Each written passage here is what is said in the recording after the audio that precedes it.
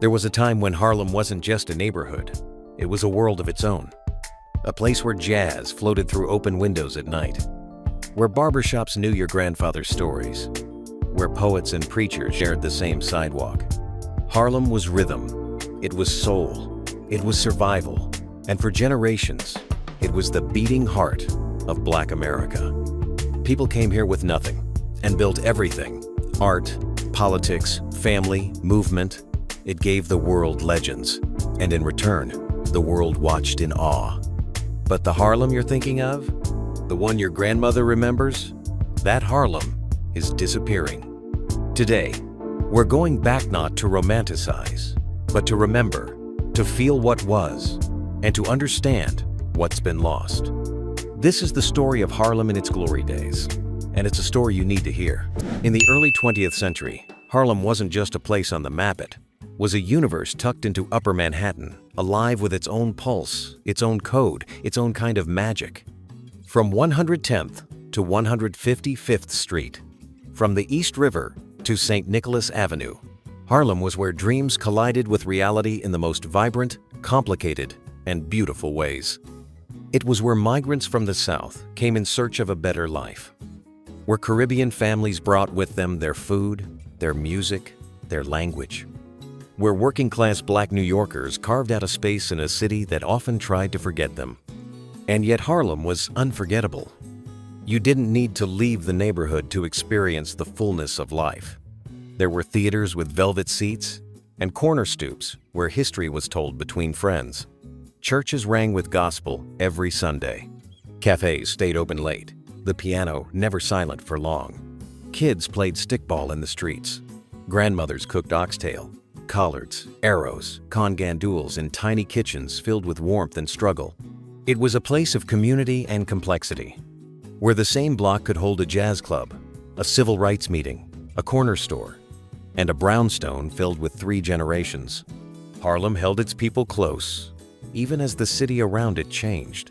To live in Harlem was to know beauty and difficulty in equal measure. It meant having neighbors who were family, streets that carried memory, and music that lifted even the tired. It wasn't perfect, nothing ever is, but it was real, and that's why it mattered. In those years, Harlem didn't belong to the city. It belonged to the people who built it. And for a moment in time, it shined brighter than anywhere else in New York. In the 1920s and 30s, something extraordinary happened. Harlem became the cultural capital of Black America, and the world took notice. It was a renaissance, not just in art, but in identity. A rebirth of pride, voice, and brilliance that shook the very foundations of American culture. Poets wrote with fire in their veins. Langston Hughes, with words that danced and wept. Zora Neale Hurston, telling stories that had never been told before. On stage, Paul Robeson's voice echoed with power, while clubs like the Cotton Club and the Savoy Ballroom pulsed with energy from musicians like Duke Ellington, Billie Holiday, and Cab Calloway. But it wasn't just about fame.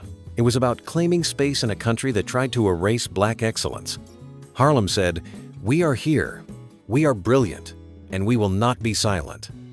The Renaissance was in the storefronts that sold books by Black authors, in the salons where ideas flowed over coffee and cigarettes, in the beauty parlors and barber shops where news, gossip, and resistance were shared with equal importance.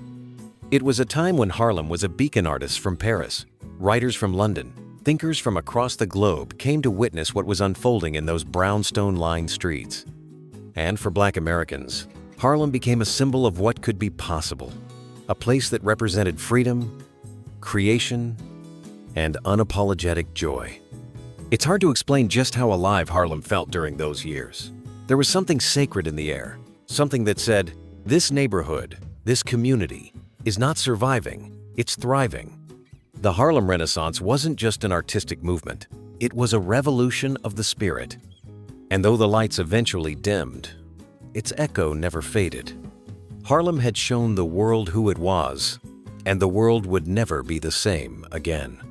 But wait until you hear the next part of the story, because it is key to understanding his people.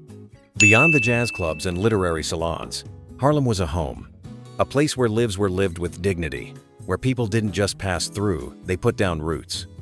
For many, it was the first place their families felt they could truly belong. This was a neighborhood where you knew your neighbors, not just their names, but their kids, their cousins, their stories. Where brownstone stoops turned into gathering places. And Sunday church wasn't optional, it was where souls were fed and outfits were shown off. You'd walk past barbershops buzzing with laughter and bodegas where the man behind the counter knew your order before you said it. Schools, block parties, cookouts in the park Harlem raised generations in a way that felt personal. If you got in trouble, your mother knew before you got home. If your heat went out, someone down the hall brought you soup. This wasn't just survival, it was community in its purest form. Harlem also carried weight. The civil rights movement wasn't a distant news story, it was happening right there, in the streets, in the speeches on corners, in the rallies at churches. Kids grew up surrounded by resistance and resilience, learning that pride wasn't something given, it was something earned every day. There was struggle, of course. There always is in places that are rich in soul but poor in resources.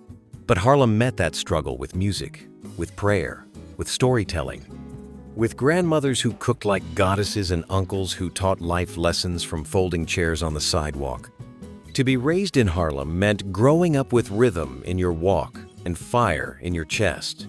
It meant being part of something bigger than yourself, part of a lineage of strength, style, and stubborn hope. Even for those who left, Harlem never left them. But unfortunately, nice stories don't last forever. But no neighborhood, no matter how vibrant, is immune to change. And for Harlem, the golden years began to dim. By the 1970s and 80s, the music was still there, but it played under different circumstances. The city turned its back. Budgets were slashed, buildings were left to crumble, and promises faded like old paint on brownstone walls.